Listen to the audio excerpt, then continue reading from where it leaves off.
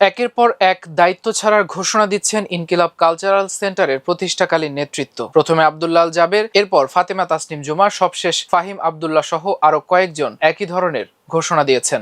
বাইরের হাজারটা শত্রুর সাথে লড়াই করে জেতা যায়, কিন্তু নিজের ঘরের মানুষের সাথে লড়াইয়ের শেষ পর্যন্ত হার মানতেই হয়। পাঠাবো, কিন্তু ওই দেশে খালি সন্ত্রাসীদের অভয়ারণ্য হবে, ওই দেশ থেকে কাউকে পাঠানো হবে, এই ধরনের ফাইজলামি। ইনকিলাব কালচারাল সেন্টারের ক্ষেত্রেও কি ঠিক এমনটাই ঘটল? এই প্ল্যাটফর্মটি বিদেশি সাংস্কৃতিক আগ্রাসনের বিরুদ্ধে বুক চিতিয়ে দাঁড়িয়েছিল। সেই প্ল্যাটফর্মটি আজ বাইরের কোনো চাপে নয়, বরং খোদ প্রতিষ্ঠাতার পরিবারের কাছেই কি জিম্মি হয়ে পড়ল। ইনকিলাব কালচারাল সেন্টারের সদস্য সচিব আব্দুল্লাহ আল জাবেরকে কেন স্বরাষ্ট্রমন্ত্রী সালাউদ্দিন আহমেদ চুপ থাকতে বলেছিলেন? আব্দুল্লাহ আল জাবের কি কথা রাখেননি? তিনি কি স্বরাষ্ট্রমন্ত্রীর নির্দেশ ভায়োলেট করেছেন, আদেশ অমান্য করেছেন? এই কারণেই কি আব্দুল্লাহ আল জাবেরকে শেষ পর্যন্ত ইনকিলাব কালচারাল সেন্টার ছাড়তে হলো? আসসালামু আলাইকুম। ভিডিওটি সম্পূর্ণ দেখার অনুরোধ থাকবে। যারা এই মুহূর্তে ভিডিওটি দেখছেন, দয়া করে শেষ পর্যন্ত না দেখে যাবেন না। খুবই গুরুত্বপূর্ণ একটা বিষয় নিয়ে আলোচনা করব আপনাদের সাথে। প্রিয় দর্শক শ্রোতামণ্ডলী, শহীদ শরীফ ওসমান হাদী, তার প্রতিষ্ঠিত ইনকিলাব কালচারাল সেন্টার, সেখান থেকে দুইজন ব্যক্তি একই সাথে পদত্যাগ করেছে। ইনকিলাব কালচারাল সেন্টারের নেতৃত্বে দুইজনের পদত্যাগ একই সাথে, খুবই দুঃখজনক একটা বিষয়। ঝুমা এবং জাবের, এই দুইজন ব্যক্তি প্রথম সারির এবং খুবই পরিচিত। এদের মাধ্যমেই এখন চলছে রীতিমতো বলা যায় ইনকিলাব মঞ্চ, ইনকিলাব কালচারাল সেন্টার।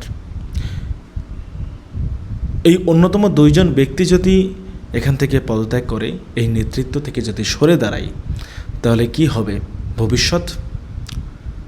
শরীফ ওসমান হাদীর তৈরি করা প্রতিষ্ঠিত ইনকিলাব মঞ্চ এবং ইনকিলাব কালচারাল সেন্টারের খুবই দুঃখজনক, খুবই কষ্ট লাগলো যখন সংবাদটি শুনতে পারলাম।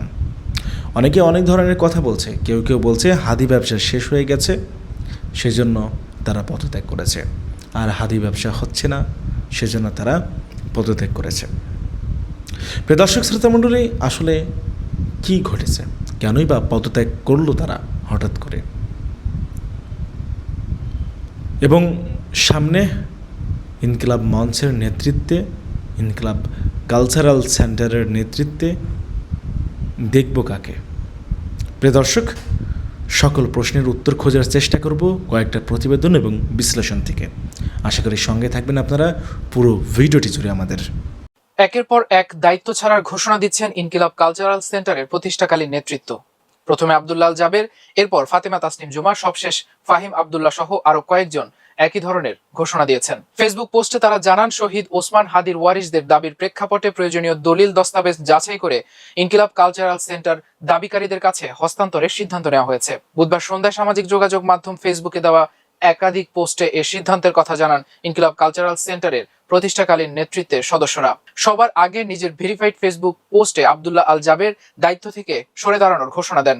তিনি জানান, শহীদ ওসমান হাদী শাহাদাতের আগে ইনকিলাব কালচারাল সেন্টারের জন্য একটি ট্রাস্ট গঠনের উদ্যোগ নিয়েছিলেন, তবে সেই উদ্যোগ শেষ করে যেতে পারেননি। আব্দুল্লাহ আল জাবের লেখেন, প্রতিষ্ঠা লগ্ন থেকে ইনকিলাব কালচারাল সেন্টারকে জনতার আমানত হিসেবে বিবেচনা করা হতো। সে কারণে গত 6 মাস ধরে শহীদ ওসমান হাদীর শাহাদাত পরবর্তী ওয়ারিশ সংক্রান্ত বিষয়টির সমাধানের চেষ্টা করা হয়েছে। একই সময়ে প্রতিষ্ঠানটির বিভিন্ন উৎপাদনশীল কার্যক্রমের পরিকল্পনাও নেওয়া হয়, যার কিছু কাজ এখনো চলমান রয়েছে। তবে সময়ের সঙ্গে সঙ্গে পরিস্থিতি আরো জটিল হয়ে ওঠায় নতুন সিদ্ধান্ত নিতে হয়েছে। তিনি বলেন, শহীদ ওসমান হাদীকে আল্লাহ যে সম্মান দিয়েছেন, সেই সম্মানের স্বার্থে এবং ওয়ারিসদের দাবির প্রেক্ষাপটে প্রয়োজনীয় দলিল দস্তাবেজ বিবেচনা করে ইনকিলাব কালচারাল সেন্টারের দাবিকারীদের কাছে হস্তান্তরের সিদ্ধান্ত নেওয়া হয়েছে। পোস্টে সমর্থকদের প্রতি কৃতজ্ঞতা জানিয়ে আব্দুল্লাহ আল জাবের বলেন, তাদের দেওয়া বিশ্বাস ও ভালোবাসার মর্যাদা রক্ষার সর্বোচ্চ চেষ্টা করেছেন তিনি। একই সিদ্ধান্তের কথা জানান ফাহিম আব্দুল্লাহ। তিনি বলেন, প্রতিষ্ঠাকাল থেকে ইনকিলাব কালচারাল সেন্টার সাধারণ মানুষের প্রত্যক্ষ ও পরোক্ষ সহযোগিতায় পরিচালিত হয়ে এসেছে। পোস্টে ফাহিম আব্দুল্লাহ লিখেন, যে লড়াইয়ের অংশ হিসেবে তারা ইনকিলাবের সঙ্গে যুক্ত হয়েছিলেন, সেই লড়াই যাতে বাধাগ্রস্ত না হয়, সেই কারণেই এতদিন বিষয়টি নিয়ে প্রকাশ্যে কোনো প্রতিক্রিয়া দেখানো হয়নি। তবে বর্তমান পরিস্থিতিতে আইনি ওয়ারিশ দাবিদারদের কাছে দায়িত্ব হস্তান্তর করাই যথাযথ সিদ্ধান্ত বলে তারা মনে করছেন। অন্যদিকে পৃথক পোস্টে একই সিদ্ধান্তের কথা জানান ফাতেমা তাসনিম জুমাও। তিনি লেখেন, বাংলাদেশপন্থী সাংস্কৃতিক চর্চার স্বার্থে তিনি ইনকিলাবের সঙ্গে যুক্ত হয়েছিলেন। ইনকিলাব কালচারাল সেন্টার গড়ে তুলতে সংশ্লিষ্ট সবাই দিন রাত পরিশ্রম করেছেন বলেও উল্লেখ করেন তিনি। ফাতিমা তাসনিম জুমার মতে, শহীদ ওসমান হাদির শাহাদাতের পর থেকেই বিভিন্ন ধরনের ওয়ারিশ সংক্রান্ত জটিলতা সামনে আসতে শুরু করে। বিষয়গুলো সমাধানের জন্য ট্রাস্ট গঠনের উদ্যোগ নেওয়া হলেও সেটি শেষ পর্যন্ত বাস্তবায়ন করা সম্ভব হয়নি। তিনি আরো বলেন, সাম্প্রতিক সময়ে ওয়ারিশ সংক্রান্ত বিভিন্ন আলোচনা, অপপ্রচার ও মানহানিকর মন্তব্য প্রকাশ্যে আসায় পরিস্থিতি আরো জটিল হয়েছে। এসব বিষয়ে তার এবং তার পরিবারের জন্য বিব্রতকর হয়ে উঠেছে বলে পোস্টে উল্লেখ করেন তিনি। এদিকে আব্দুল্লাহ আল জাবেরের পোস্টে মন্তব্য করেছেন সাইয়েদুল আরাফাত নামের এক ফেসবুক ব্যবহারকারী। তিনি প্রশ্ন তোলেন, সম্প্রতি ইনকিলাব কালচারাল সেন্টারের জন্য তহবিল সংগ্রহ করা হলেও দায়িত্ব ছেড়ে দেওয়ার সিদ্ধান্ত থাকলে সেই অর্থ কেন নেওয়া হয়েছিল?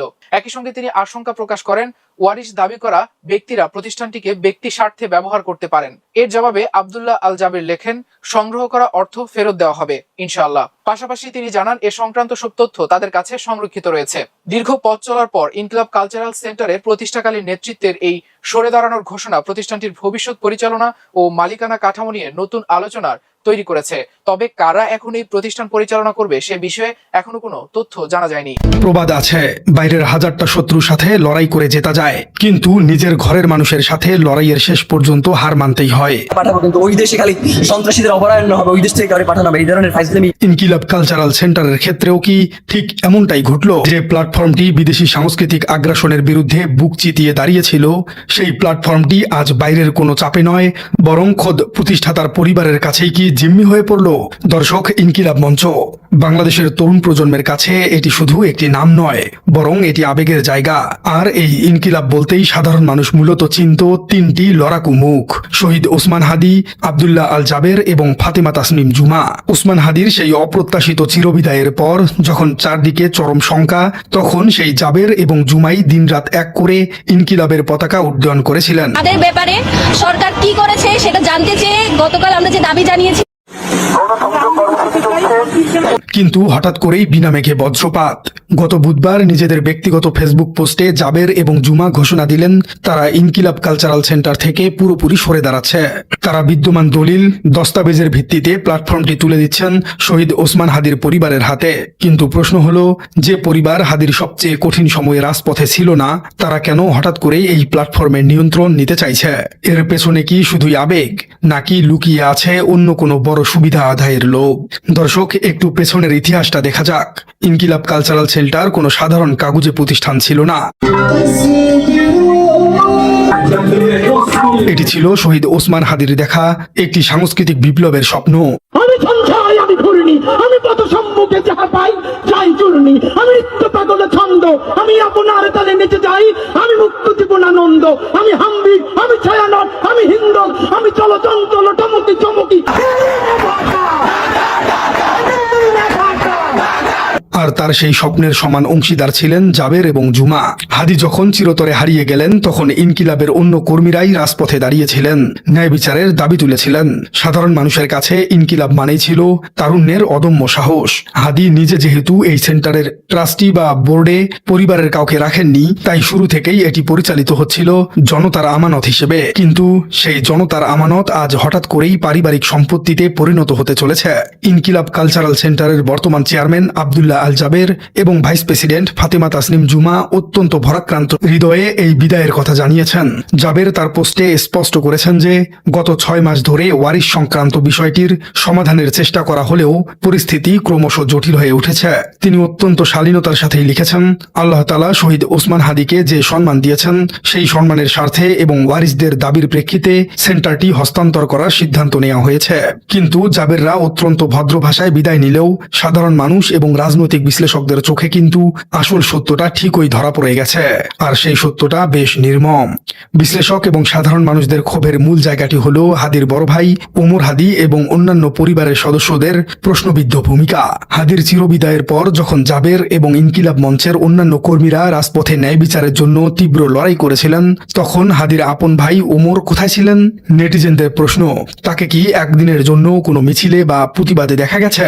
সামাজিক যোগাযোগ মাধ্যমে সাধারণ মানুষ অভিযোগ করছেন ওমর কোনো প্রতিবাদ তো করেনি, উল্টো শহীদ হাদির নাম ভাঙিয়ে তার ত্যাগের উপর ভর করে একটি হাই কমিশনে লোভনীয় চাকরি বাগিয়ে নিয়েছেন। অর্থাৎ তিনি নিজের ভাইয়ের আদর্শের জন্য লড়েননি, তিনি সেই ভাইয়ের নাম ব্যবহার করে নিজের কেরিয়ার গুছিয়েছেন। ব্যাপারটা অনেকটা এমন, যিনি কষ্ট করে গাছ লাগালেন এবং যারা রাত দিন গাছে পানি দিয়ে বড় করলেন তারা সেই গাছের ফল ভোগ করতে পারলেন না। ফল খাচ্ছেন তারা যারা কোনোদিনও সেই গাছের ছায়া এসে দাঁড়াননি। আজ সেই ওমরই নাকি হতে যাচ্ছেন ইনকিলাব কালচারাল সেন্টারের সর্বেসর্বা। সাধারণ মানুষের ক্ষোভ এতটাই তীব্র যে সামাজিক যোগাযোগ মাধ্যমে অনেকেই আক্ষেপ করে লিখেছেন, আল্লাহ যেন সবচেয়ে বড় শত্রুকেও হাদির পরিবারের মতো এমন পরিবার না দেয়। দর্শক, এই একটি বাক্যই প্রমাণ করে সাধারণ মানুষ পরিবারের এই দখলদারিত্বকে কতটা নেতিবাচক ভাবে নিয়েছে। কিন্তু এই পুরো ঘটনার পেছনে কি শুধুই পরিবারের লোভ, নাকি এর শেকড় ছড়িয়ে আছে আরো অনেক গভীরে? রাজনৈতিক বিশ্লেষকরা এখানে একটি বিশাল আন্তর্জাতিক এবং ভূরাজনৈতিক ম্যানেজ গেম দেখতে পাচ্ছেন। ইনকিলাব কালচারাল সেন্টার এবং শহীদ ওসমান হাদি মূলত দিল্লির কালচারাল হেজিমনি বা সাংস্কৃতিক আগ্রাসনের বিরুদ্ধে এক বিশাল মাস্টার স্ট্রোক খেলেছিলেন। তার প্রমাণ আমরা দেখেছি যখন প্রতিবেশী দেশের শীর্ষ পর্যায় থেকে সরাসরি এই ইনকিলাব এবং হাদির বিরুদ্ধে কথা বলা হয়েছে। বিশ্লেষকদের মতে হাদিকে কোনোভাবেই ম্যানেজ করতে না পেরেই তাকে চিরতরে সরিয়ে দেবার পথ বেছে নেওয়া হয়েছিল। আর এখন তার পরিবারকে নানা সুবিধা দিয়ে, চাকরি দিয়ে ম্যানেজ করার মাধ্যমে ইনকিলাব সেন্টারকে ভেতর থেকে অকার্যকর করার এক গভীর ছক বাস্তবায়ন করা হচ্ছে। দর্শক, কেন পরিবারকেই নিয়ন্ত্রণ দেয়া হলো? কারণটা খুবই সহজ। জাবের বা জুমার নেতৃত্বে থাকলে ইনকিলাব থেকে যে প্রতিবাদী কণ্ঠস্বর ভেসে আসতো, ওমর বা পরিবারের অন্য সুবিধাবাদী সদস্যরা দায়িত্বে থাকলে সেই কণ্ঠ চিরতরে স্তব্ধ হয়ে যাবে। দিল্লি খুব ভালো করেই জানে একটি লড়াকু প্ল্যাটফর্মকে বাইরে থেকে ধ্বংস করা কঠিন, কিন্তু সেই প্ল্যাটফর্মের ভেতরে যদি লোভী এবং সুবিধাবাদী লোক বসিয়ে দেওয়া যায় তবে সেটি এমনিতেই নিষ্ক্রিয় হয়ে পড়বে। এটি মূলত ইনকিলাবকে ভেতর থেকে ধ্বংস করে দেবার একটি নিখুঁত মাস্টার প্ল্যান। এখন সবচেয়ে বড় শঙ্কার জায়গা হলো ইনকিলাবের ভবিষ্যৎ নিয়ে। এই ইনকিলাবে আর হাদির সেই লড়াকু সহপাঠী বা ছোট ভাই বোনেরা থাকবেন না, থাকবে কেবল অর্থলোভী এবং সুবিধাবাদীরা, যাদের কাছে ইনকিলাব মানেই ব্যবসা এবং সুবিধা আদায়ের হাতিয়ার। তারা দিন দিন শহীদ হাদির ত্যাগকে মানুষের কাছে হাসির খোরাকে পরিণত করবেন। তার নাম ব্যবহার করে হয়তো তারা আরো রাজনৈতিক সুবিধা নেবেন, বিত্তশালী হবেন, কিন্তু যে আদর্শের জন্য হাদি নিজের জীবন বিলিয়ে দিয়েছে সেই আদর্শ চিরতরে হারিয়ে যাবে। জাবের এবং জুমা ইনকিলাব থেকে সরে যাবার অর্থ হলো হাদির ন্যায় বিচারের দাবিটাও এখন আর আগের মতো জোরালো থাকবে না। সংগঠন ছাড়া সেই দাবি হয়তো সময়ের অতল গহ্বরে হারিয়ে যাবে। তাহলে কি এই সাংস্কৃতিক বিপ্লবের স্বপ্ন এখানেই শেষ? সচেতন মহলের দাবি, যেহেতু ইনকিলাব কালচারাল সেন্টার কোনো ব্যক্তি মালিকানাধীন প্রতিষ্ঠান ছিল না এবং হাদি নিজে পরিবারের কাউকে এর বোর্ডে রাখেননি, তাই এটি কোনোভাবেই ওয়ারিসদের পৈতৃক সম্পত্তি হতে পারে না। সরকারের উচিত অবিলম্বে এখানে হস্তক্ষেপ করা। একটি স্বাধীন ট্রাস্ট বোর্ড গঠন করে ইনকিলাবের প্রাতিষ্ঠানিক সদস্যদের ভিন্ন মেয়াদে দায়িত্ব দেওয়া উচিত, যাতে করে হাদির স্বপ্ন কোনো নির্দিষ্ট সুবিধাভোগী গোষ্ঠীর হাতে ধ্বংস হয়ে না যায়। দর্শক, ইতিহাসের কি নির্মম পরিহাস!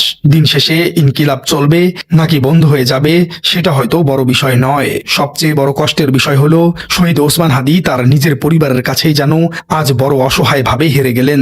যে মানুষটির অকাল বিদায়ে আজ লাখো তরুণ কাঁদছে, সেই মানুষটির সারা জীবনের ত্যাগ আজ তার নিজের রক্তের কাছেই বিক্রি হয়ে গেল সামান্য কিছু সুবিধার বিনিময়ে। প্রিয় দর্শক, হাদির পরিবারের এই সুবিধাবাদী অবস্থান এবং ইনকিলাব মঞ্চের ভবিষ্যৎ নিয়ে আপনার মতামত কি? জাবের এবং জুমা কি সরে গিয়ে ঠিক কাজ করলেন? কেন পরিবার থেকে এই দুইজন লড়াকু সৈনিককে ইনকিলাব মঞ্চের মতো একটি গুরুত্বপূর্ণ সংগঠন থেকে সরিয়ে দেয়া হলো? এর পেছনে আরো কি কি কারণ থাকতে পারে বলে আপনি মনে করছেন? ইনকিলাব কালচারাল সেন্টারের সদস্য সচিব আব্দুল্লাহ আল জাবেরকে কেন স্বরাষ্ট্রমন্ত্রী সালাউদ্দিন আহমেদ চুপ থাকতে বলেছিলেন? আব্দুল্লাহ আল জাবের কি কথা রাখেননি? তিনি কি স্বরাষ্ট্রমন্ত্রীর কথায় ভয় পেয়ে যাননি? তিনি কি স্বরাষ্ট্রমন্ত্রীর নির্দেশ ভায়োলেট করেছেন, আদেশ অমান্য করেছেন? এই কারণেই কি আব্দুল্লাহ আল জাবেরকে শেষ পর্যন্ত ইনকিলাব কালচারাল সেন্টার ছাড়তে হলো, সাথে ফাতেমা তাসনিম জুমাকেও ছাড়তে হলো? এখন কথা হলো, আমরা আগে আব্দুল্লাহ আল জাবেরের মুখ থেকে স্বরাষ্ট্রমন্ত্রীর সেই কথাটা একটু শুনি। এই যে শুনেন, আব্দুল্লাহ আল জাবের স্বরাষ্ট্রমন্ত্রীর কথা কি বলছে, একটু মনোযোগ দিয়ে শুনুন। আমাকে হোম মিনিস্টার ফোন করেছিলেন এবং তিনি আমাকে এই ব্যাপারে চুপ থাকতে বলেছেন। মমতা বন্দ্যোপাধ্যায় এইখানে কে খুন হয়েছেন সেটা স্পষ্ট না করলেও তার বিবরণ দেখে স্পষ্ট প্রতীয়মান হয় যে সেটা শহীদ ওসমান হাদি ছাড়া আর কেউ নয়। মমতা বন্দ্যোপাধ্যায় যখন শরীফ ওসমান হাদিকে নিয়ে খুনের একটি বিস্ফোরণ ঘটনা ঘটিয়েছে। তখন বাংলাদেশের মানুষ স্পষ্টভাবে বুঝেছে যে মমতা বন্দ্যোপাধ্যায় নাম না নিলেও শরীফ ওসমান হাদির কথাই বলেছেন। অর্থাৎ এখন থেকে 1 মাস আগে যখন ঘটনাটা নিয়ে বেশ আলোচনা চলছিল, কেউ এই বিষয় নিয়ে কোনো অ্যাটেম্প নেয় নাই। শরীফ ওসমান হাদির হত্যাকারীকে দেশে ফিরিয়ে আনার জন্য কোনো রকম উদ্যোগ গ্রহণ করে নাই বাংলাদেশের পক্ষ থেকে। উপরন্তু স্বরাষ্ট্রমন্ত্রী আব্দুল্লাহ আল জাবেরকে অর্থাৎ ইনকিলাব কালচারাল সেন্টার এবং ইনকিলাব মঞ্চকে ফোন করে বলেছে এই ব্যাপারে চুপ থাকার জন্য, অর্থাৎ ওসমান হাদি এবং মমতা বন্দ্যোপাধ্যায়ের ইস্যুটা নিয়ে চুপ থাকার জন্য। কিন্তু আমরা দেখেছি আব্দুল্লাহ আল জাবের ভয় পাননি।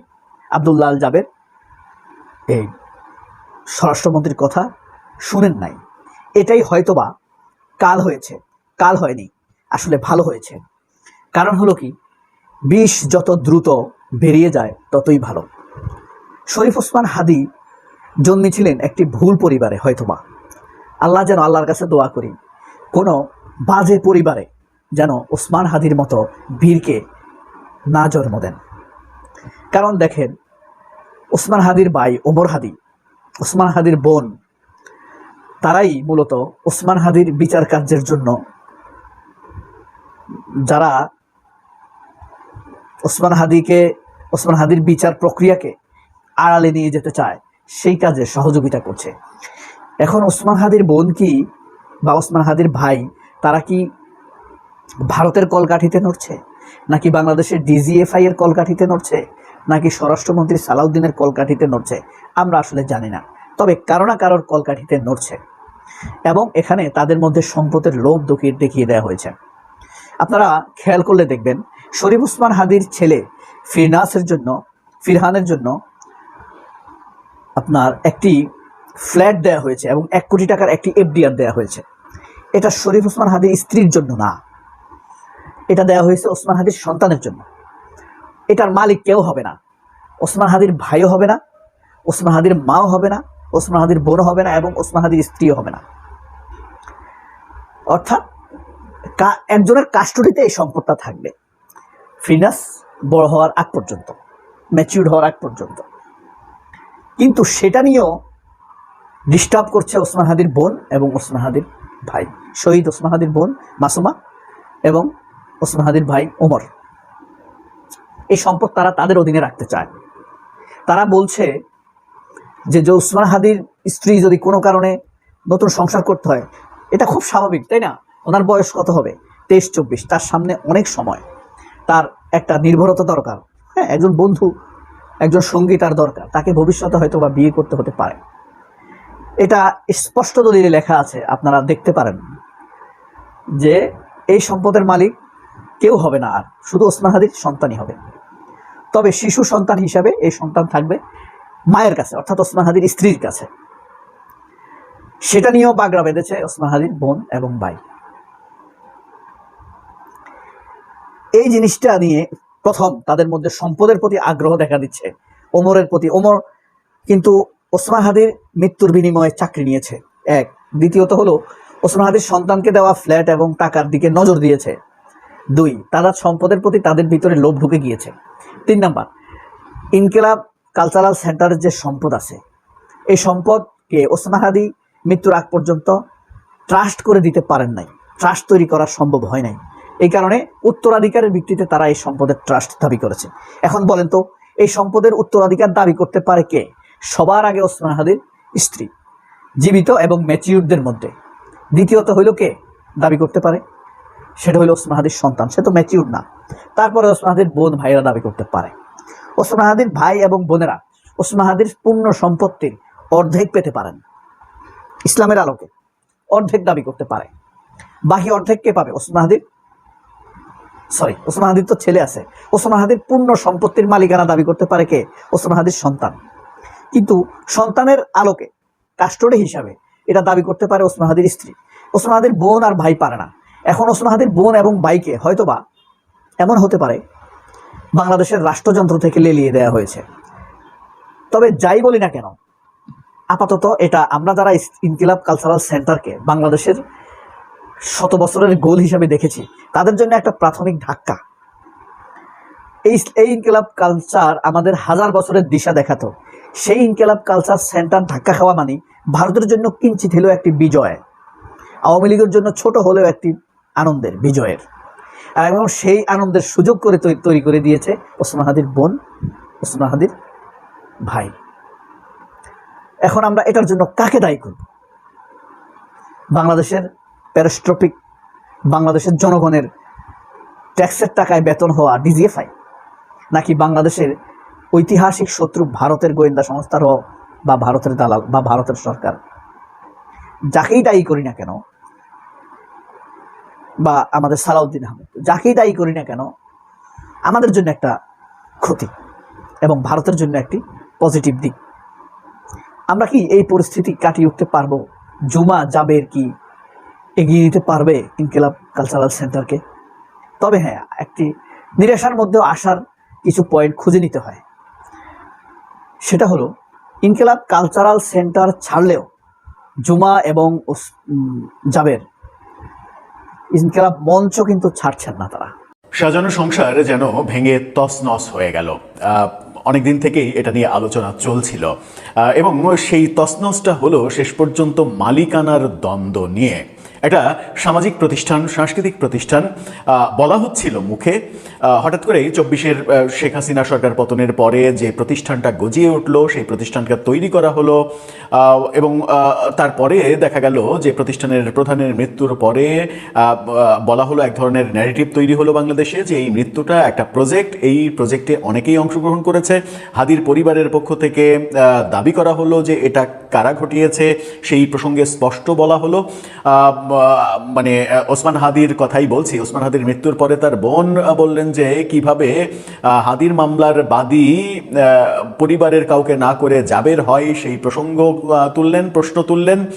এরপরে ব্যাপারটা প্রকাশ্য হয়ে গেল এবং অবশেষে সেটার পরিণতিও আমরা দেখলাম। মালিকানার দ্বন্দ্বের কারণে ইনকিলাব কালচারাল সেন্টার ছাড়তে বাধ্য হলেন ওই আলোচিত সমালোচিত জাবের এবং জুমা, যাদের দুজনেরই একটি ধর্মভিত্তিক রাজনৈতিক দলের সঙ্গে গোপন সম্পর্ক আছে বলে অনেকেই বলার চেষ্টা করেন। আমরা অবশ্য সেটা বলতে চাইছি না। চলুন একটু আলোচনা করে বোঝার চেষ্টা করি, ভেতরের তথ্যটা জানার চেষ্টা করি, কেন ইনকিলাব কালচারাল সেন্টার এই প্রতিষ্ঠান ছেড়ে দিলেন জাবের এবং জুমা। তারা বলছেন পদত্যাগ করেছেন, কিন্তু সেটা পদত্যাগ নাকি তারা ছাড়তে বাধ্য হয়েছেন, নাকি তাদেরকে এই ইনকিলাব কালচারাল সেন্টার থেকে বের করে দেওয়া হয়েছে, সেই আলোচনাই করবে এই ভিডিওতে। দর্শক, আমার মনে হয় 24-এর শেখ হাসিনা সরকার পতনের পরে যে কয়টা মহা ব্রেকিং নিউজ তৈরি হয়েছে তার মধ্যে এটা একটা। আমরা গত বছরে ওসমান হাদির মৃত্যুর পর থেকেই যে আলোচনাটা শুনে আসছিলাম যে ওসমান হাদির মৃত্যু রাজনৈতিক ফায়দা হাসিলের জন্যই কেউ কেউ ঘটিয়েছে, এর সঙ্গে ঢাকা 8 আসনে নির্বাচন করতে চাওয়ার একটা সম্পর্ক থাকতে পারে এবং মানে যাদের মানে পরিস্থিতি ঘোলাটে করার জন্য কিংবা নির্বাচন যেন না হয়, নির্বাচন যেন বানচাল করা যায়, এই স্বার্থ যাদের ছিল তারা এই প্রজেক্টটা সম্পন্ন করেছে, এরকম আলোচনা অনেকেই করেছেন। যদিও এই হত্যাকাণ্ডের সঙ্গে যারা জড়িত প্রধান সন্দেহভাজন 2 জন তারা ভারতে পালিয়ে গেছেন, তখন থেকে সেই দিন রাত থেকেই ফলো করে বিভিন্ন গণমাধ্যমে প্রকাশিত হতে থাকলো এবং পরবর্তীতে ভারতে তারা গ্রেপ্তার হতে দেখলাম এবং ভারতে তাদেরকে রিমান্ডে নেওয়া হলো, জিজ্ঞাসাবাদ করা হলো, নানা তথ্য বেরিয়ে এসেছে, শোনা যাচ্ছে, কিন্তু কোনো তথ্যই স্পষ্টভাবে ভারতীয় কর্তৃপক্ষ এখনো বলেনি। এর মাঝে চাঞ্চল্যের সৃষ্টি করেছে ওসমান হাদির ভাইয়ের ফেসবুক স্ট্যাটাস, ওসমান হাদির বোনের ফেসবুক স্ট্যাটাস। ওসমান হাদির ভাই পরিষ্কার বলেছেন ওসমান হাদির মৃত্যুর পেছনে অন্তর্বর্তীকালীন সরকারের একাধিক উপদেষ্টা জড়িত রয়েছে, একাধিক ছাত্র নেতা জড়িত রয়েছে। এই ব্যাপারগুলো যখন তিনি সামনে নিয়ে এসেছেন তখনই সন্দেহের তালিকায় অনেকে জাবের, জুমা তাদেরকে রাখতে শুরু করেছেন এবং তারা যে ধর্মভিত্তিক রাজনৈতিক দল করেন সেই দলের একজন সাম্প্রতিক সময়ে আলোচিত তরুণের নামও এসেছে এবং ঢাকা 8 আসনে কারা নির্বাচন করতে চেয়েছিল এবং ওসমান হাদির ভাই নিজে বলেছেন ঢাকা 8 আসন থেকে হাদি যেন সরে দাঁড়ায়, এরকম কথা বহুবার বলা হয়েছে, রীতিমতো থ্রেট দেওয়া হয়েছে। আজকেও আমরা দেখেছি গণ অধিকার পরিষদের সাবেক সাধারণ সম্পাদক এবং বর্তমান বিএনপি নেতা রাশেদ খান তিনিও বলেছেন যে হাদি যেন ঢাকা 8-এ নির্বাচন করতে না পারে সেই জন্য তাকে সরে যাওয়ার জন্য কারা কারা বলেছেন এই ব্যাপারে, এবং তারাও এটার সঙ্গে যুক্ত এরকম একটা ইঙ্গিত দিয়েছেন। এর মাঝে জাবের এবং জুমা তারা ফেসবুক পোস্টে জানিয়েছেন ইনকিলাব কালচারাল সেন্টার তারা ছেড়ে দিয়েছেন। দুজনই মূল দায়িত্বে ছিলেন, সভাপতি এবং সহসভাপতি। এই দুজনই ইনকিলাব কালচারাল সেন্টার ছেড়ে দিলেন এবং তারা অকপটে স্বীকার করেছেন যে এটার মালিকানা দ্বন্দ্বের কারণেই তারা ছেড়েছেন, কিংবা ছাড়তে বাধ্য হয়েছেন, কিংবা তাদেরকে বের করে দেয়া হয়েছে। কোনটা আসলে সত্য? দেশ টিভির এই শিরোনামটা দেখে নিন। সেখানে বলা হচ্ছে ইনকিলাব কালচারাল সেন্টারের দায়িত্ব ছাড়ার ঘোষণা জাবের ও জুমার। বলা হচ্ছে যে এই ঘোষণা দিয়েছেন জাবের, প্রেসিডেন্ট জাবের এবং ভাইস প্রেসিডেন্ট ফাতিমা তাসনিম জুমা সংগঠনটির দায়িত্ব ছাড়ার ঘোষণা দিয়েছেন। রাতে ফেসবুকের ভেরিফাইড পেজ থেকে পৃথক দুটা পোস্টের মাধ্যমে এই ঘোষণা তারা দিয়েছেন। তারা যে দুইটা পোস্ট দিয়েছেন সেই দুইটা পোস্ট আপনারা একটু দেখে নিতে পারেন। এই পোস্টের মাধ্যমে তারা এটা লিখেছেন। জাবের লিখেছেন, শহীদ ওসমান হাদি শাহাদাতের আগে ইনকিলাব কালচারাল সেন্টারের ট্রাস্ট গঠনের উদ্যোগ নিলেও তা সম্পন্ন করে যেতে পারেননি। সেন্টারটি প্রতিষ্ঠার শুরু থেকেই জনতার আমানত হিসেবে পরিচালনার পরিকল্পনা ছিল উল্লেখ করে তিনি জানান, গত 6 মাস ধরে শাহাদাত পরবর্তী ওয়ারিশ সংক্রান্ত জটিলতা সমাধানের চেষ্টা করা হলেও পরিস্থিতি আরও জটিল হয়ে ওঠে। অর্থাৎ এটার ওয়ারিশ মানে মালিকানা নিয়ে দ্বন্দ্ব, এবং সেই দ্বন্দ্বের কারণেই যে তাদেরকে সেখান থেকে সরে যেতে হয়েছে সেটা এখন স্পষ্ট। তিনি এটাও বলেন যে ওসমান হাদির প্রতি সম্মান এবং তার ওয়ারিশদের দাবির পরিপ্রেক্ষিতে প্রয়োজনীয় দলিল দস্তাবেজের ভিত্তিতে ইনকিলাব কালচারাল সেন্টার দাবিদারদের কাছে হস্তান্তরের সিদ্ধান্ত নেওয়া হয়েছে। অর্থাৎ পরিবারের কাছে এটা হস্তান্তর করা হবে। জাবের এবং জুমা এটার মানে ওই ওস্তাদি কিংবা পোদ্দারি কিংবা নেতাগিরি এগুলো কোনো কিছুই করতে পারবেন না। জাবের আরও বলেন, তার দায়িত্বকালীন সময়ে আর্থিক হিসাব দ্রুততম সময়ের মধ্যে প্রকাশ করা হবে। তবে ওসমান হাদির শাহাদাতের পর ঢাকা 8 সেন্টার সহ সংশ্লিষ্ট কয়েকটি অ্যাকাউন্ট ফ্রিজ থাকায় ওই অংশের হিসাব আলাদাভাবে উপস্থাপন করা হবে। শেষে তিনি লেখেন, ইনসাফের লড়াই ও সাংস্কৃতিক বিপ্লবের যে স্বপ্ন ওসমান হাদি রেখে গেছেন তা এগিয়ে নিতে তিনি সবার দোয়া কামনা করছেন, দোয়াও চেয়েছেন। এটা ছাড়ার পরে দোয়াও চেয়েছেন। ছাড়ার পরে তিনি আবার নতুন কোনো কালচারাল সেন্টার তৈরি করবেন কিনা কিংবা তার তৈরি করতে পৃষ্ঠপোষকতা দেওয়া হবে কিনা সেটাই এখন দেখার বিষয়। জুমা তার পোস্টে লিখেছেন, জুলাই পরবর্তী সময়ে বিভিন্ন রাজনৈতিক প্রস্তাব প্রত্যাখ্যান করে তিনি বাংলাদেশপন্থী সংস্কৃতির স্বার্থে ইনকিলাব কালচারাল সেন্টারের সঙ্গে যুক্ত হয়েছিলেন। তিনি দাবি করেন, সেন্টারটি ধীরে ধীরে রাজনৈতিক রূপ নিতে শুরু করলে, মানে ইনকিলাব কালচারাল সেন্টার যে রাজনৈতিক রূপ নিয়েছিল এটা জুমার পোস্টে তিনি স্বীকার করেছেন যে এটা একটা রাজনীতি শুরু করলে বিষয়টি তিনি ওসমান হাদির সঙ্গে আলোচনা করেছিলেন এবং সাংস্কৃতিক কর্মকাণ্ডে গুরুত্ব ধরে রাখার পক্ষে মত দিয়েছিলেন। পরবর্তীতে সবাই মিলে দিনরাত পরিশ্রম করে সেন্টারটি গড়ে যখন তোলেন তখন তিনি বলছেন যে ওসমান হাদির শাহাদাতের পর ওয়ারিশ সংক্রান্ত নানা জটিলতা সামনে আসে।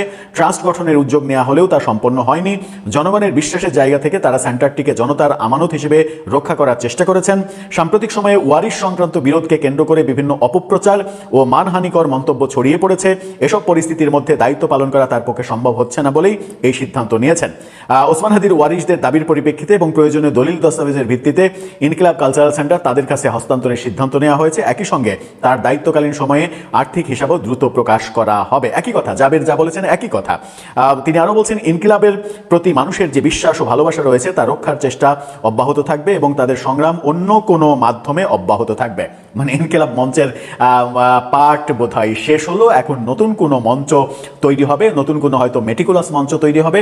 প্রিয় দর্শক, আপনারা দেখতে পারলেন ব্যক্তিগত অভিব্যক্তি অবশ্যই কমেন্টে ব্যক্ত করে জানাবেন আপনাদের প্রতিক্রিয়াটা, আপনাদের মতামতটা।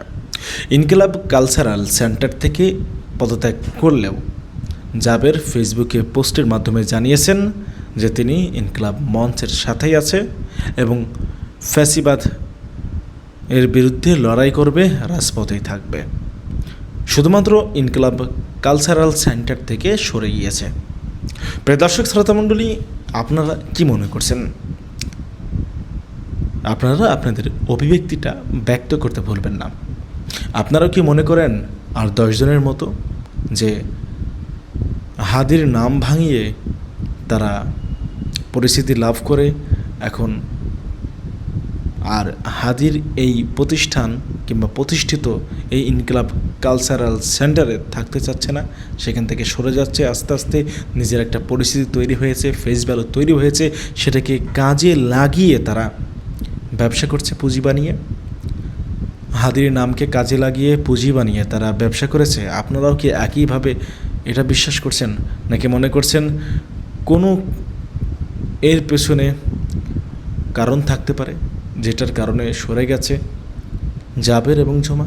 প্রিয় দর্শক, আপনাদের মতামত অবশ্যই জরুরি, জানাবেন কমেন্টে। তবে এটা আমি ব্যক্তিগতভাবে মনে করি যে কোনোভাবেই এটি আমাদের জন্য খুশির সংবাদ নয়। আমরা হতাশ এবং খুবই কষ্ট পেয়েছি যে ইনকিলাব কালচারাল সেন্টার থেকে 2 জন মোক্ষম সারির এই ব্যক্তি সরে যাবে, এটা আমরা কল্পনাও করতে পারিনি কখনো। ভালো থাকবেন। আজকের মতো এ পর্যন্তই বিদায় নিচ্ছি। দেখা হবে আরও অন্য কোনো একটা ভিডিওতে। আল্লাহ হাফিজ।